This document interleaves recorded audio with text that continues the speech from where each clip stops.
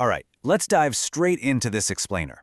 Today, we are going to completely flip the script on what right and wrong actually means in the messy, complex world of business. You might think ethics is simply about avoiding the bad stuff and doing the good, but for strategic leaders, the reality is almost never that black and white. Today, we're exploring what happens when doing the technically right thing actually means making some people incredibly unhappy. So let me ask you directly, how do you make a choice when you aren't choosing between good and evil, but rather between two competing goods? It's a really tough spot to be in, right? Imagine you're sitting at the head of a conference table. You have a massive decision to make, and whatever you choose, someone is going to lose out. What happens when doing the right thing for the company as a whole isn't necessarily the fair thing for an individual? Honestly, this dilemma is the absolute crux of advanced strategic management. To figure that out, we first need to look at the broader landscape of ethical decision-making. Basically, we have these 5 primary frameworks, or lenses, to view any problem through: utilitarianism, rights, fairness, common good, and virtue. And here's the thing. Each of these lenses forces us to weigh wildly different priorities and outcomes when we're backed into a corner with a difficult choice. All right, Section 1, Zooming in, Fairness and Justice. Let's isolate that fairness lens for a minute. The crucial point here is that fairness relies on absolute equality and strict impartiality. It actively rejects excluding or favoring anyone based on their personal traits or preferences. But think about how incredibly difficult that is in a real business environment. Business culture often inherently rewards inequality, doesn't it? We play favorites, we give massive bonuses to high performers, we promote based on subjective leadership qualities. But the fairness lens? It demands we strip all of that away. It doesn't look at the total output or the bottom line. Instead, it looks closely at exactly how the scale is balanced for every single individual involved. Now, I know ethics can easily feel abstract, kind of like something you debate in a philosophy class but never actually use in a boardroom. So let's break this down into practical reality.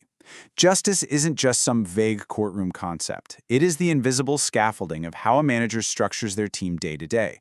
It's a multi-layered tool, and it requires leaders to balance 3 very tangible, specific concepts all at the exact same time. Ultimately, the justice approach requires looking at administration through a few distinct operational filters. It's almost like a multi-gear system where equity, fairness, and impartiality have to lock together perfectly to keep an organization moving forward without crushing anyone underneath it. Let's walk through how these gears actually build a complete framework. First up, distributive justice. This demands equal outcomes for similar people. It means treating everyone identically unless they differ in a way that is strictly relevant to the situation. Then we have procedural justice. This one demands fair, clearly stated rules that are impartially administered across the board. You can't just change the rules of the game halfway through because your star player is struggling. Finally, compensatory justice demands accountability. Individuals literally must be compensated for injuries or setbacks caused by a responsible party. It's all about making someone whole again after a wrong has been done and ensuring nobody is held accountable for things completely outside their control. So, what does distributive justice look like in executive reality? Let's look at a core standard. If 2 individuals are performing the exact same job with the same level of experience and output, they absolutely must receive equal pay, regardless of gender or background. Distributive justice dictates that compensation cannot differ based on race, sex, religion, or national origin. It requires strict adherence to equity. There are no exceptions, and definitely no convenient loopholes allowed just because it might help out the company's payroll budget. Moving on to Section 2, the conflict, justice versus other frameworks. Now, here is where theory collides head-on with the messy real world. When we contrast fairness against utilitarianism, we see a massive clash. Fairness demands equality for every individual, while utilitarianism calculates what is best for the majority. Utilitarianism seeks the greatest good for the greatest number, which means, mathematically speaking, it is completely acceptable for a minority to suffer if the majority benefits immensely. It's a very cold, calculated math. And the fairness lens, it completely and totally rejects it. And this clash exposes what we can call the utilitarian trap. Research shows that executives fall into this all the time. They often just prioritize the stakeholders with the most power, legitimacy, or urgency, completely ignoring fair distribution. Imagine a scenario where a powerful shareholder pushes a CEO to pivot strategy to boost profits. This pivot enriches thousands of investors, but it requires laying off a small, highly vulnerable minority of factory workers. Utilitarianism says, hey, do it, the math works out. But fairness stops that CEO right in their tracks because a marginalized group is getting entirely overlooked just because the calculation only cares about the largest chunk of the pie. Next up, let's pit fairness against the rights approach. We're looking at why fairness is so incredibly hard to implement when other noble concepts like liberty get in the way. While fairness looks at impartial rules applied to the entire group to ensure everyone gets a fair shake, the rights lens zeroes in on the autonomy of the single individual. It focuses almost exclusively on protecting fundamental choices and liberties, even if those choices completely disrupt the group. Take the classic smoker's dilemma, for example. An individual might argue they have a fundamental personal liberty to smoke a cigarette in a public park. They own their body, and they are exercising their autonomy. But protecting that one individual's liberty inherently and unavoidably collides with the broader group's fair access to clean, healthy air. So which framework do you prioritize? The individual's undeniable liberty or the group's right to a fair, healthy outcome? You literally cannot satisfy both. Which brings us to Section 3, Navigating Right versus Right, the Executive Reality.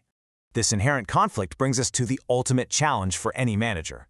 How do you navigate a situation where two noble ethical frameworks tell you to do exact opposite things? Author Joseph Badaracco actually calls these dirty hands problems. The messy, everyday reality where you aren't choosing between right and wrong, but right versus right. Choosing between right and wrong is easy, right? Nobody wants to be the villain. But choosing between two conflicting rights, that is what tests a true leader. The reason your hands get dirty is that no matter what choice you make, you are forced to compromise a perfectly legitimate ethical right. Someone is going to be let down. Let's look at a classic strategic scenario to really feel the weight of this. Say you run a manufacturing company. Do you keep an aging, inefficient factory open because it's fair to the loyal local community? Generations of families rely on those jobs.